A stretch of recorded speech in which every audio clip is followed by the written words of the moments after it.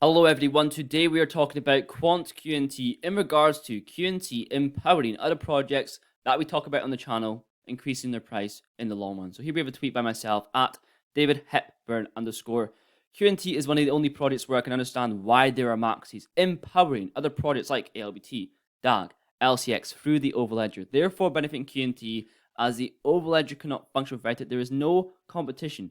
Even in regards to other interoperability projects like Cosmos, Atom, additional functionality, right? Connecting outside of the crypto ecosystem towards DLT like Corda or Hyperledger. And it all circles back to Quant QNT because once the overledger supports it, the transactions are paid in QNT. So from that standpoint, I can understand why someone would only invest in QNT if it's empowering these other projects and it's going full rotation back to QNT, empowering QNT. So I put a few examples in regards to overledger, LCX, XRP, DAG, and ALBT. Then some market news from the last video, which was 7 days ago, which I think is relevant to go over. So if that's something you're interested in, stay around to the end of the video. And without further ado, here we go. Okay, so number one, we have LCX. Now, the headline of the actual partnership itself is to advance CBDC settlement implementation. Now, a big part of integrating LCX, all of these cryptos, into the overledger network is when it comes to running payments and processing transactions across all these blockchains, giving people a choice. But the same way when you're going to pay for your shopping using a credit card or a debit card, that choice. Therefore, within the overledger network, there's a seamless bridge between fiat, cryptocurrency, and all existing currencies. Not to mention the LCX being a key gateway. Now on to XRP. Here we can see Gilbert Verdin, CEO and founder of Quant Network, responding to SEC, talking about XRP ledger. So we're agnostic interoperating with different blockchains, including the XRP ledger. Some use cases include internal Corda through the overledger to the XRP ledger. This is quite old, but still relevant. We can also see Ripple/XRP through the overledger to JPM coin, and Binance Chain through the overledger to the XRP ledger, enabling more use cases for XRP.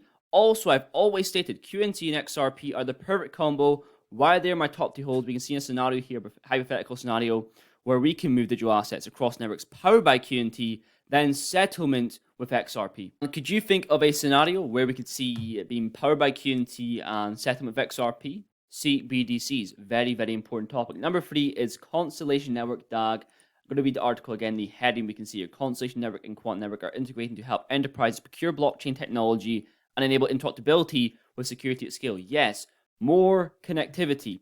We can see for a layer 0 project like DAG, when it comes to big data, and we can see the overledger connecting these networks, providing more demand, more volume for DAG token, then doing a full 360 for QNT. It is fantastic. Lastly is ALBT, and I'm going to get the CEO Rashid explain the situation with the overledger. We know you guys have a partnership with the London Stock Exchange that's actually leveraging Quant's overledger. I'm really curious on kind of the progress of that and how that's been going about over, let's say, maybe the past year or so. Yeah, absolutely. So London Stock Exchange, we have spoken with them lots, and now that we are basically like really in the last phases of releasing the product that we really working on, this is where we will start the communication with them to start actually leveraging our technology. So we will come back to them. So this is why I'm really excited about the next 2-3 weeks. And actually we are seeing a lot of interest into this identity solution. Now, Quant Network, so I have been like one of the first, like I would say, the second on their Telegram. So I respect a lot Gilbert and all the teams. They have been doing absolute amazing job. So we have built actually our bridge, not, I would say, it doesn't confront what Overledger has been doing, because Overledger is really for enterprise. This is very important, okay? So for us, once we start getting to the enterprise layer, I think it's very, very important to be able to leverage Overledger because their tech is secure. It's very important. Gilbert speak on all Inatba, and actually we are now part of Inatba, so I have been seeing some of the speech, and I really respect Gilbert, as I said. So for us, I think once we start the institutional offering, Overledger is a no-brainer to be able to use, and I advise everyone that want to attract institutional, they must use Overledger. So we will see the overledger being implemented with Nexera in Q3 2023. Went into detail of all of this in the previous video on ALBT. We can also see them support the QRC standard. This is huge. Also, by NEXTA, Brazil and Argentina will announce the start of working a common currency next week, according to the Financial Times. Subsequently, other Latin American countries will be invited to join the project. Very interesting as we approach the launch of the Latin American dollar, which is needed. Here we can see an example for one country, Argentina. The annual inflation is 92.41%. Blockchain plus Quant. Further down, we can see here with banking partners are establishing a new fast cross-border payment system for the region using tokenized currency by flexibly tokenizing money. Using Quant's multi-DLT token technology, the blockchain DLM will power a new range of solutions from transferring money between private individuals to government and corporate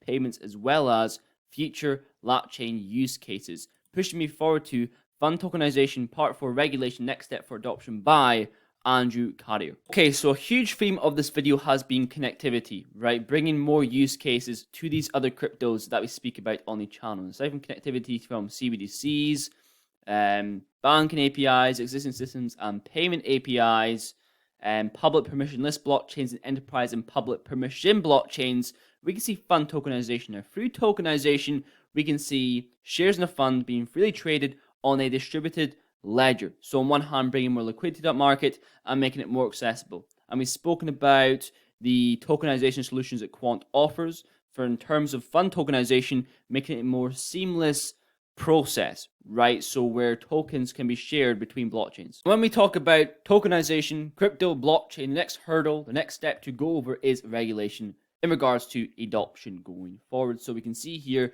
DLA Piper, member of Adera's governing council, being mentioned, global law firm in regards to tokenization of Toko. Huge progress being made there with the legal complexities. Here we can see, so in June 2022, the European Parliament and European Council finalized new legislation for EU's DLT pilot regime for tokenized securities. And we can see here, the new law comes into force on the 23rd of March 2023 for 3 years. We can also see UK plans DLT sandbox for financial market infrastructures by 2023. This is so important. This information is so important when it comes to regulation, the main theme being trust, right? Trust is so important in regards to institutional adoption. We are approaching that very soon. That's pretty much it for today's video. Everything that I mentioned in regards to the Overledger benefits QNT. Not all information about projects benefit the actual token itself. Just know if Quant is involved, QNT is most probably definitely involved. That's pretty much it for today's video. Made it far. Thank you very much for watching. Leave a like down below, and I'll see you guys in next one.